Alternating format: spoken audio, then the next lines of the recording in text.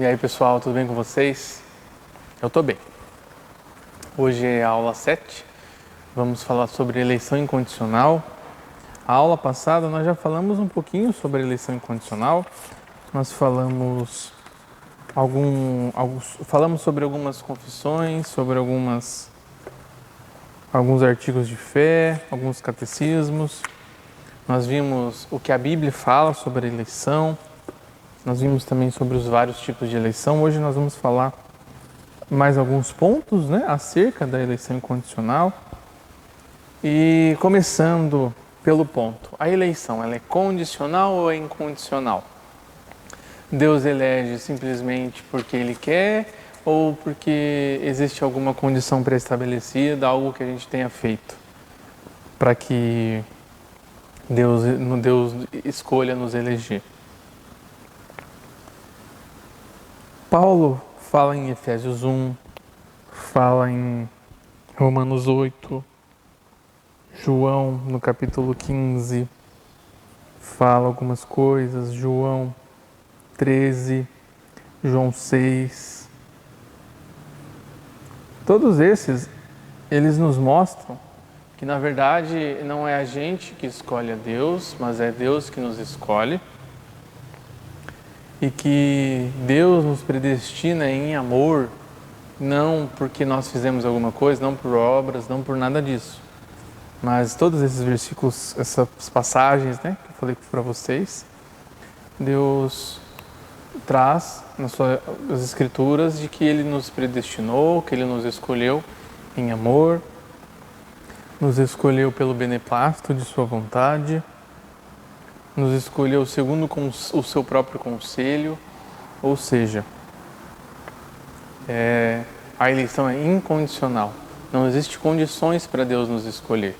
Deus simplesmente nos escolhe porque Ele quis, porque Ele teve vontade, porque Sua boa vontade decidiu isso. Tanto é que em Romanos 5, Paulo enfatiza bastante a incondicionalidade do decreto divino, do amor divino.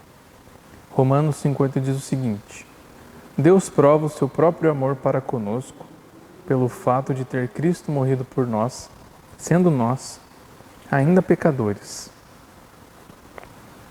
Romanos 5,10 diz o seguinte: Porque se nós, quando inimigos, fomos reconciliados com Deus mediante a morte do seu Filho, muito mais estando já reconciliados, seremos salvos pela sua vida. Aí, Primeira carta de João 4, 10 e 19, diz o seguinte: Nisto consiste o amor, não em que nós tenhamos amado a Deus, mas em que Ele nos amou e enviou o seu Filho como propiciação pelos nossos pecados. Nós amamos porque Ele nos amou primeiro. Nós já vimos muito na verdade, acerca da eleição nas últimas aulas, acerca do que a Bíblia diz sobre a eleição, e nós vimos claramente que ela é incondicional, que não existe condições para o homem ser eleito por Deus. Mas é bem verdade que quando o homem é eleito por Deus, Deus comunica a ele arrependimento e fé, Que esse é até o nosso próximo ponto. Mas para finalizar esse ponto da eleição ser condicional e incondicional, nós entendemos acerca das Escrituras que não há nada que o homem possa fazer para ele ser justo diante de Deus, para ele ser considerado bom diante de Deus. Então, a eleição precisa ser incondicional, porque se a eleição fosse condicional, Deus não elegeria ninguém. Afinal de contas, se não for Deus nos mexer no nosso coração, mudar o nosso coração, regenerar a nossa vida, não tem como ser comunicado arrependimento e fé sozinho pela gente, é impossível. Porque lembrem-se, nós somos maus, o ser humano é mau. Aí, falando agora sobre arrependimento e fé, o arminianismo, ele atribui ao arrependimento e à fé a condição para que Deus nos eleja. Como se quando o homem, porque certo homem teve arrependimento, teve fé, Deus vê isso antes da fundação do mundo. O Juquinha vai se arrepender, e vai ter fé em mim, então eu vou escolher ele. É isso que o arminiano acredita. Mas não é assim a realidade. A explicação bíblica é totalmente diferente. Por exemplo, Atos 13:48 diz o seguinte: creram todos os que haviam sido destinados para a vida eterna. Atos nos traz muitas histórias de conversões, e nesse caso aqui, após a pregação do Evangelho, de todos aqueles que ouviram, creram todos os que haviam sido destinados para a vida eterna. Então, já haviam sido destinados e por isso que eles creram, por isso que eles estavam capacitados a crer, a ter fé, porque Deus já os havia regenerado para que eles ouvissem a palavra dele, aceitassem, entendessem, se arrependessem de seus pecados, se convertessem e tivessem fé. Efésios 2, do 8 e 9 diz o seguinte, do 8 ao 9. Pela graça sois salvos, mediante a fé. E isso não vem de vós, é dom de Deus, não de obras, para que ninguém se glorie. Então, se o arrependimento e a fé, eles não são a causa da eleição, da redenção, da salvação, o que é que eles são então? O arrependimento e a fé é o meio pelo qual Deus aplica a salvação, a redenção no meio do seu povo. Que é o meio o qual Deus usa para aplicar a salvação no coração dos seus eleitos, de nós. Algumas passagens aqui. 2 Tessalonicenses 2,13. Devemos sempre dar graças a Deus por vós, irmãos amados pelo Senhor. Por isso que Deus vos escolheu desde o princípio para a salvação, pela santificação do Espírito e fé na verdade. O que Paulo está dizendo aqui em Tessalonicenses? Que Deus escolheu desde o princípio os eleitos para a salvação. Por meio, por meio do arrependimento, por causa da fé. Certo? Falando assim, talvez acabe aparecendo uma contradição, uma dúvida, de que nós fomos escolhidos por causa do arrependimento, por causa da fé. Mas não, no versículo está pela santificação, pela fé. Então, é muito diferente você ser salvo por causa de algo, você ser salvo por algo, através de algo, por meio de algo. Então, se a gente fosse salvo se estivesse escrito que a gente é salvo por causa do arrependimento, por causa da fé, significaria que porque a gente se arrependeu, porque a gente teve fé, é que Deus nos salvou. Ou seja, partiria da gente a salvação. A gente se arrepender, a gente ter fé, partiria da gente a salvação. Mas não é o caso aqui. Nós somos salvos pelo arrependimento, pela fé. Ou seja, é o meio que Deus aplica no nosso coração a salvação e a redenção. Aí entra de novo lá, pela graça sois salvos, mediante a fé.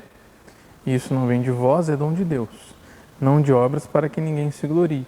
Então, se lá em 2 Tessalonicenses há alguma dúvida sobre se a gente é salvo por causa do arrependimento, por causa da fé, em Efésios 2 isso acaba caindo por terra, porque Efésios 2 é bem claro quando diz que ninguém é salvo por causa das obras de si, porque para que ninguém se glorie, afinal de contas quem salva é Deus, e toda a glória por causa da salvação vem de Deus, é para Deus, Então, é mediante a fé. A frase é mediante a fé e não por causa da fé. Então, mediante a fé, então é uma agência da fé, é um meio, não a causa. Isso é bem importante a gente ter bem claro assim, na nossa cabeça. Muito claro na nossa cabeça. Aí voltando para aquele ponto bem conhecido de que, então se o calvinista é salvo uma vez, se o calvinista foi salvo uma vez, ele é salvo para sempre, então ele pode pecar então um monte, fazer o que ele quiser de pecado. Tá cheio de pombo aqui. Ele pode, aqui dentro da igreja não, né, gente? Lá fora mesmo, mas tá ouvindo barulho. Então o calvinista, se ele diz que ele é salvo uma vez, salvo para sempre, então ele pode pecar, viver em vida de pecado, viver pecando. Não, ele não pode. Porque Deus nos... Quer ver? Eu tinha um versículo anotado aqui, gente, muito bom. Eu já acho para vocês já.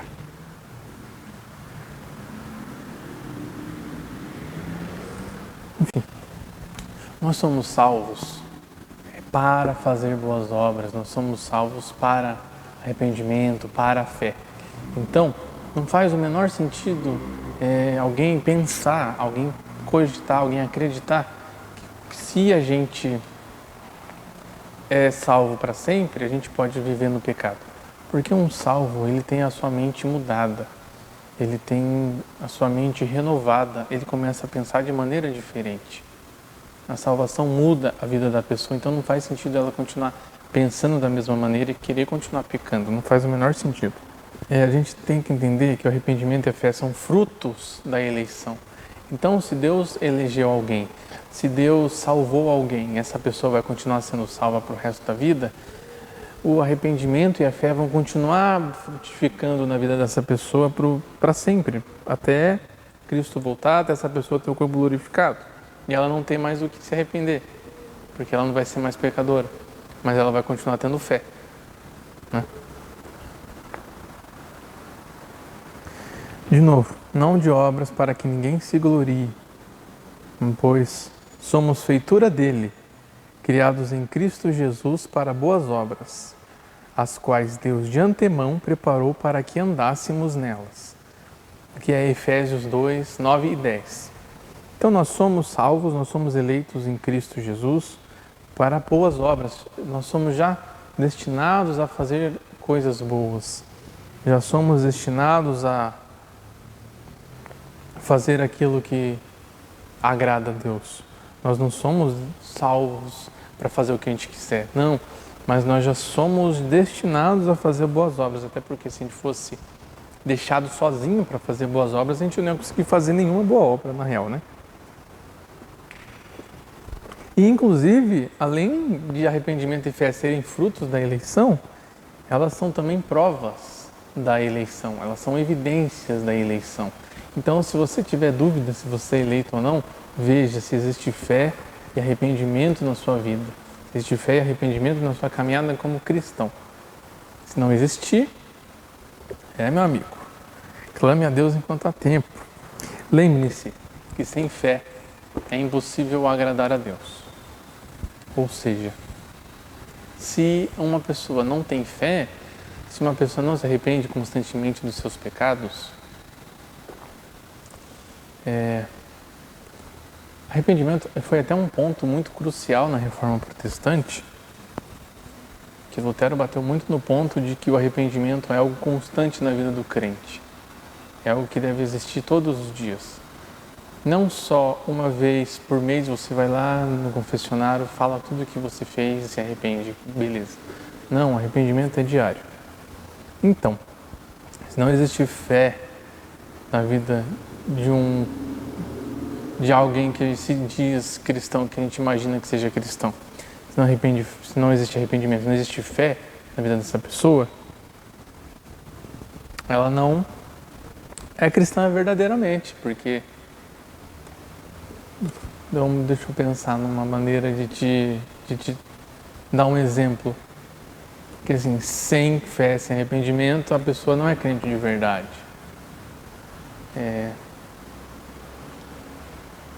Um dançarino. Se um dançarino não sabe dançar música, ele não é dançarino, né? Se um atleta de corrida, ele é devagar, ele não é atleta de corrida, né? Se um médico não sabe cuidar de gente, tratar gente, identificar sintomas, se um médico não sabe medicar uma pessoa, essa pessoa não é médico também. E assim com o cristão. Se o cristão não se arrepende, não tem fé diariamente, ele não é cristão. Ele não foi eleito. Porque o eleito, quando uma pessoa é eleita, Deus comunica a ela fé e arrependimento, e isso é um fruto que continua frutificando em sua vida. Então, se não existe esse fruto, essa árvore não é eleita. Se uma figueira não dá figo, ela não é uma figueira. Se uma macieira não dá maçã, ela não é uma macieira. Se uma parreira não dá uva, ela não é uma parreira. Aí, gente, tem muitas objeções da parte do arminianismo contra a eleição incondicional. Quantas aqui nós temos? São bastante dessa vez até. Nós temos aqui 4. Não é tanto assim, é só 4. Então, a mesma coisa, eu vou contar para vocês qual é a objeção, qual é o argumento contrário à eleição incondicional que os arminianos trazem e qual é a nossa resposta bíblica para isso. Então, primeiro, seria injustiça da parte de Deus. Não é injustiça da parte de Deus escolher uns e deixar que outros pereçam? Vou responder em três pontos. Com três tópicos essa resposta. Minha resposta eram 3 tópicos. Primeiro, lembrem-se daquela passagem: quem és tu, ó homem, para discutir isso com Deus? Ou seja, nós não somos juízes de Deus, não somos nós que temos algum poder, alguma moral para dizer se o que Deus faz é certo ou errado. Primeiro ponto. Paulo disse isso, tá, gente? Quem és tu, homem, para discutir isso com Deus? Segundo, o homem em estado de pecado nada pode fazer para mudar a sua situação. Nada.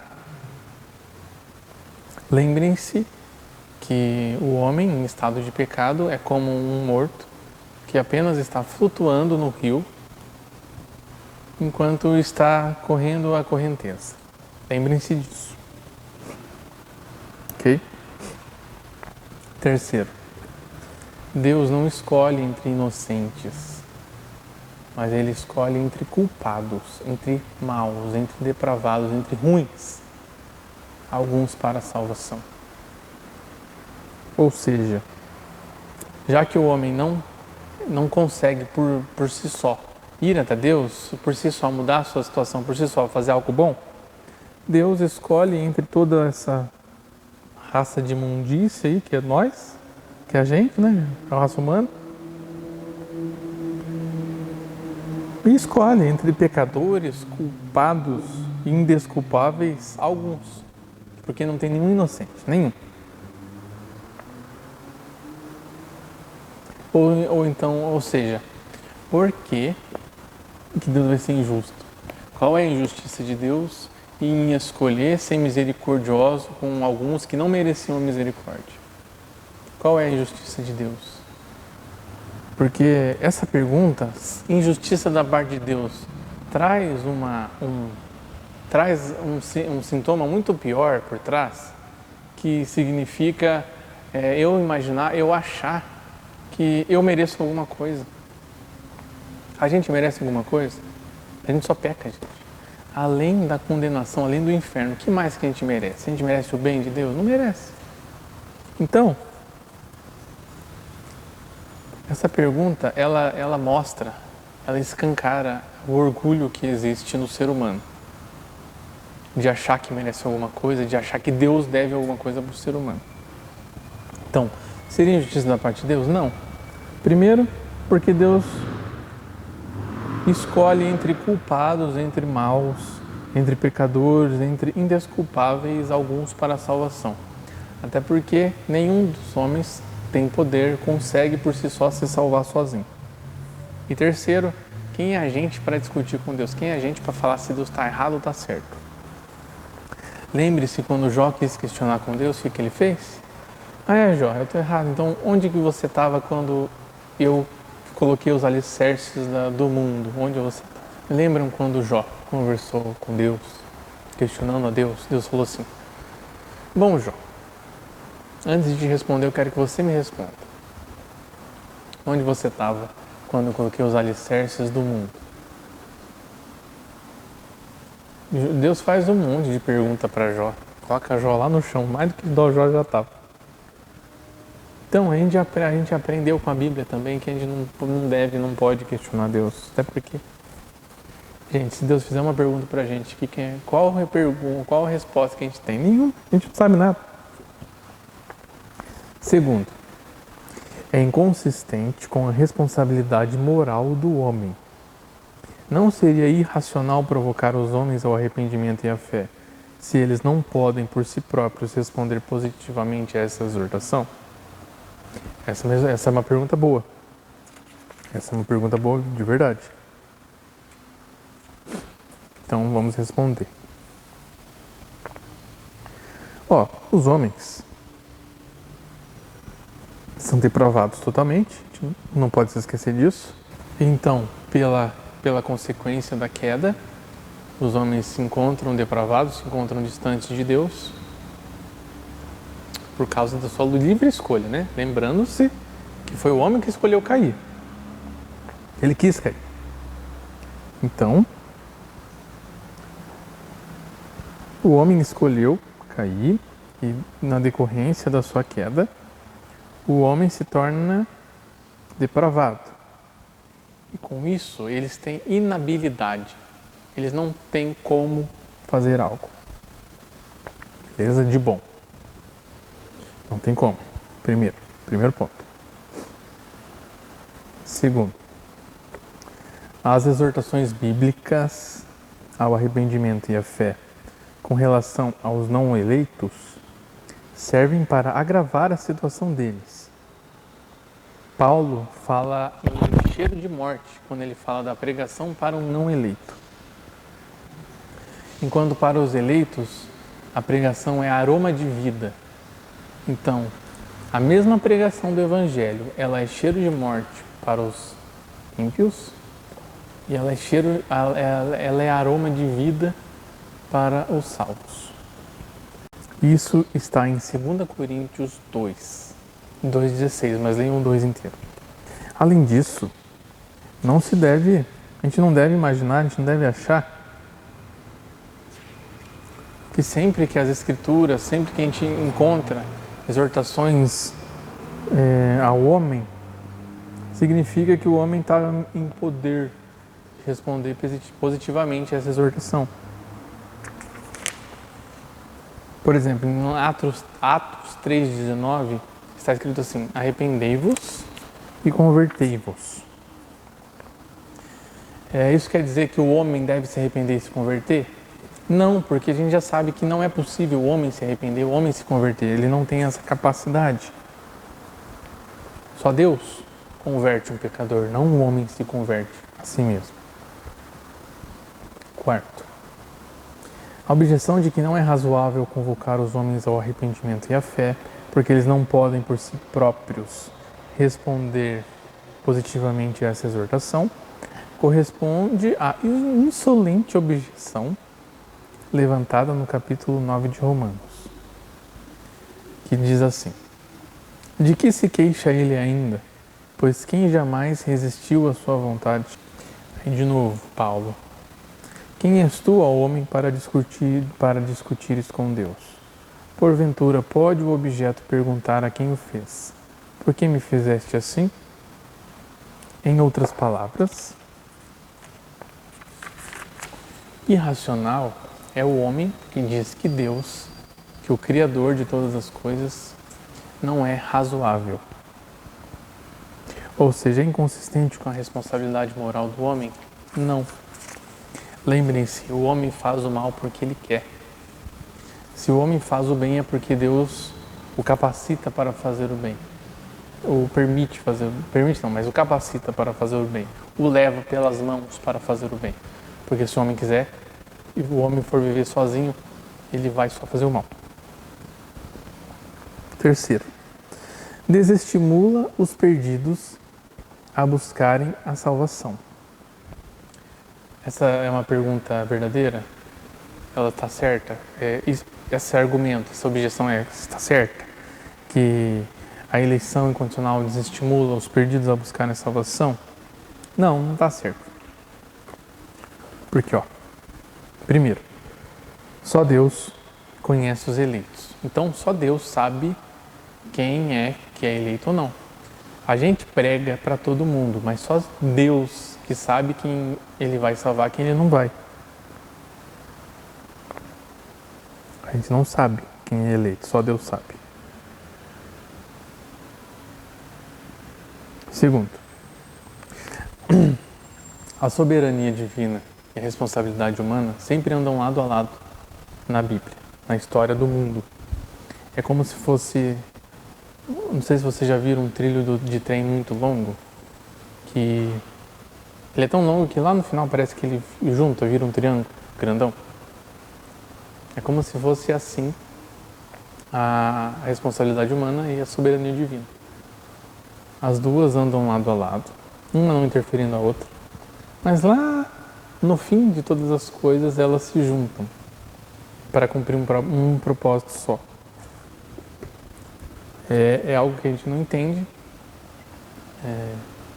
realmente, porque não tem como entender, mas a gente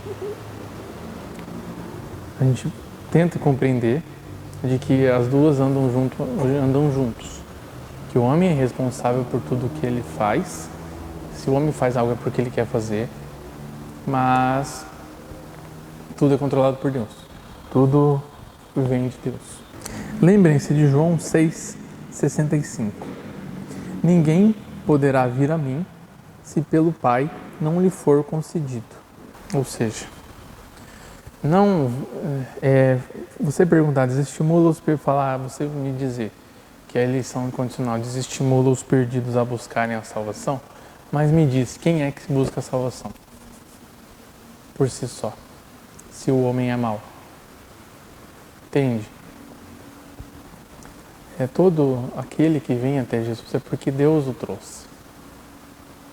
Não tem como alguém vir até Cristo se Deus não o trouxer, é impossível. Não tem como. Aí por último, desencoraja o evangelismo. Dizem que a eleição incondicional, ela desencoraja o evangelismo, que não faz sentido a gente evangelizar. Mas sabe, gente, quando a gente olha para a história do cristianismo,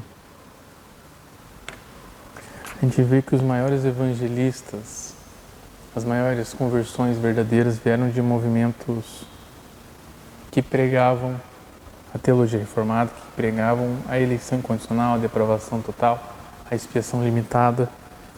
Por exemplo, J.C. Riley, George Whitefield,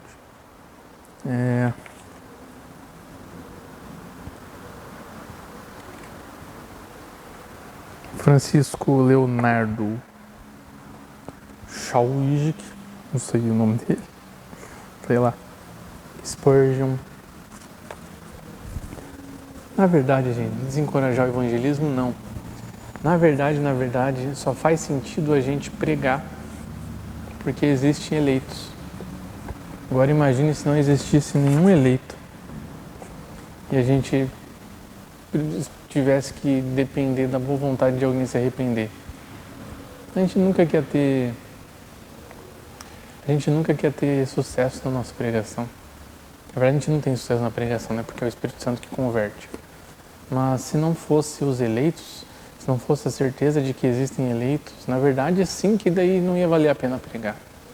Mas, na verdade, a gente é encorajado a evangelizar, a fazer missões, justamente porque nós sabemos que quando nós pregarmos, o eleito vai ouvir a palavra e vai ser convertido, vai se arrepender e vai crer no Evangelho.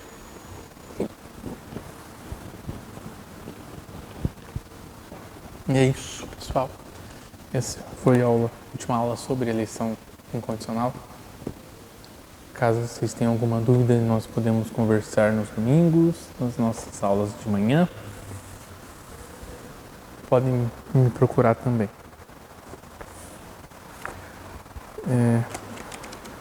Resumindo a eleição incondicional, Deus escolheu pecadores para a salvação. E Deus não levou em conta nada do que os pecadores fizeram ou deixaram de fazer para essa escolha. Mas a partir dessa escolha, Deus forma novas criaturas, forma novas pessoas. E então esses pecadores deixam de ser ímpios, mas agora eles são justificados. Agora eles são santificados em Jesus Cristo. E então, a partir de agora, eles começam a fazer boas obras. Então, primeiro Deus escolhe, depois Deus escolhe, Deus regenera, e aí sim Ele comunica arrependimento e salvação para que nós possamos fazer boas obras e provar nossa salvação. Essa é a ordem que a Bíblia nos ensina. Show de bola? Vamos orar então para finalizar, pessoal. É isso. Muito obrigado aí por quem assistiu. Deus abençoe você. E tamo junto. Senhor nosso Deus, nosso Pai, muito obrigado por este momento, por esta aula, por podermos falar um pouco mais da Sua palavra. Quero te agradecer pela vida de cada um que está assistindo, pela família de cada um. Que o Senhor os abençoe, Pai, que o Senhor os guarde. Não deixe que nada de mal aconteça a nenhum deles. Nos ajude a cada dia entender mais o Seu Evangelho, entender mais a Sua palavra. E que possamos, Pai, te servir, te honrar e te glorificar com a nossa vida. Em nome de Jesus que nós te pedimos e agradecemos, Pai. Amém.